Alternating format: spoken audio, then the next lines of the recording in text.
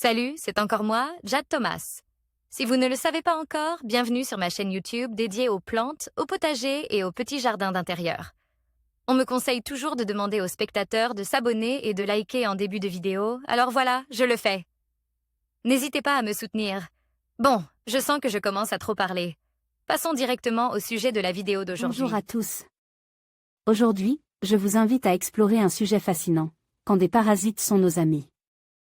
Dans cette vidéo, nous allons découvrir comment certains parasites, souvent perçus comme nuisibles, peuvent en réalité jouer un rôle bénéfique dans nos écosystèmes et même dans notre santé. Je vais partager avec vous des exemples surprenants et des études qui montrent que ces petites créatures peuvent avoir des effets positifs. Restez avec moi pour en apprendre davantage sur cette relation inattendue entre les parasites et notre bien-être. Par Larry Hodgson, 2 juillet 2018. Quand des parasites sont nos amis. Guêpe parasitoide s'apprêtant à injecter ses œufs dans une chenille. Source: en Alexander, Wikimedia Commons. Il existe toute une gamme de minuscules insectes appelés guêpes parasitoides, quelques 700 000 espèces dans le monde, qui aident à contrôler les insectes nuisibles dans nos jardins. D'ailleurs, elles le font généralement sans que nous ne remarquions quoi que ce soit. Ces guêpes pondent leurs œufs sur ou dans l'insecte hôte, pucerons, coléoptères, chenilles, mouches, punaises, aleurodes, etc. Et leurs larves mangent l'hôte vivant. Parfois, les larves prennent même le contrôle de l'hôte, lui disant quoi faire, ou la femelle injecte un poison ou un virus mortel qui paralyse l'hôte. Cette idée d'une créature qui en mange une autre de l'intérieur est horrifiante, certes, mais quelle bénédiction pour les jardiniers. Un rare exemple facilement visible: le parasitisme des guêpes se passe généralement de façon parfaitement invisible et il est donc difficile pour les jardiniers d'apprécier à quel point il nous est utile. Il y a une exception, toutefois, le brachonide du sphinx, Cotesia congregata. Cette guêpe parasitoide est spécifique aux chenilles du sphinx, soit d'énormes chenilles de jusqu'à 10 cm de longueur, de loin les plus grosses chenilles que l'on trouve dans la plupart des jardins. Deux espèces sont très communes dans les jardins nord- et sud-américains, le sphinx de la tomate, Manduca quincmaculata, et son cousin sosie, le sphinx du tabac, M. sexta. Les deux dévorent le feuillage des plants de tomates et d'autres plantes de la famille des solanacées, aubergines, poivrons, pommes de terre, tabac, etc. Une seule chenille peut entièrement défolier un plant de tomate. Guêpe à la rescousse. Cocon sur le dos d'une chenille du sphinx de la tomate. Source: 8art, Wikimedia Commons. Le brachonide femelle injecte ses œufs dans la chenille où il se transforme en larve. Ces larves se nourrissent de la chenille, digérant ses organes internes. La chenille affaiblie arrête de se nourrir et les larves émergent, produisant des cocons blancs à l'extérieur du corps de leur hôte. C'est la seule étape où le parasitisme est visible et vous ne pouvez vraiment pas le manquer. On dirait que la chenille a enfilé un manteau de tube blanc.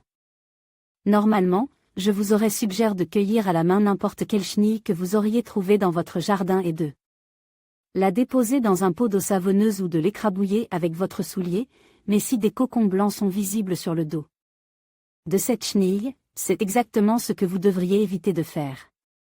Au lieu de cela, laissez les guêpes continuer leur développement. Dans environ 4 jours, elles seront parties et la chenille va enfin mourir. Mais la saison prochaine, vous et vos voisins aurez plus de guêpes bénéfiques pour aider à contrôler les futures générations de chenilles. Comment encourager les guêpes bénéfiques? Je répétais qu'il y a beaucoup plus de guêpes utiles à l'œuvre dans votre jardin que vous ne le soupçonnez, contrôlant toute une horde d'insectes nuisibles. Sans elles, votre jardin serait probablement anéanti par des insectes nuisibles. Mais elles sont minuscules, rarement vues. Et encore plus rarement reconnues. Toute minuscule guêpe brune, noire, rouge ou jaune, on peut la distinguer d'une petite mouche par sa taille de guêpe, est probablement une alliée. Et non, ces petites guêpes ne piquent pas les humains. Guêpes parasitoides se nourrissant de fleurs. Source: Gilles Gontier, Flickr. Même si vous ne pouvez pas facilement voir les guêpes parasitoides, vous pouvez aider à augmenter leur population. Voici comment faire: évitez d'utiliser des pesticides, même biologiques. Offrez-leur beaucoup de petites fleurs. Les guêpes adultes se nourrissent de nectar et de pollen et ont besoin de petites fleurs peu profondes, comme celles des ombellifères, coriandre, aneth, etc. Des crucifères, alices odorantes, moutarde, etc. Et des astéracées, camomille, marguerite, verge d'or, etc. Préparez-leur une source d'eau très peu profonde, trop peu pour que les larves de moustiques puissent s'y installer. Peut-être juste une assiette laissée en plein air et remplie d'une mince couche d'eau. Il suffit alors de placer dans l'assiette quelques pierres sur lesquelles les guêpes peuvent atterrir. Et surtout, ne tuez pas les insectes nuisibles présentant des signes de parasitisme.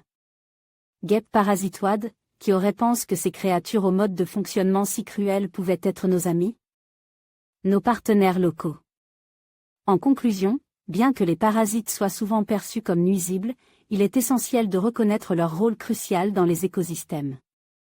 Ils contribuent à l'équilibre naturel, favorisent la biodiversité et peuvent même être bénéfiques pour la santé humaine. En apprenant à apprécier ces organismes, nous pouvons mieux comprendre les interconnexions de la nature et adopter une perspective plus nuancée sur notre environnement. Ainsi, la prochaine fois que vous pensez aux parasites, rappelez-vous qu'ils peuvent aussi être nos alliés.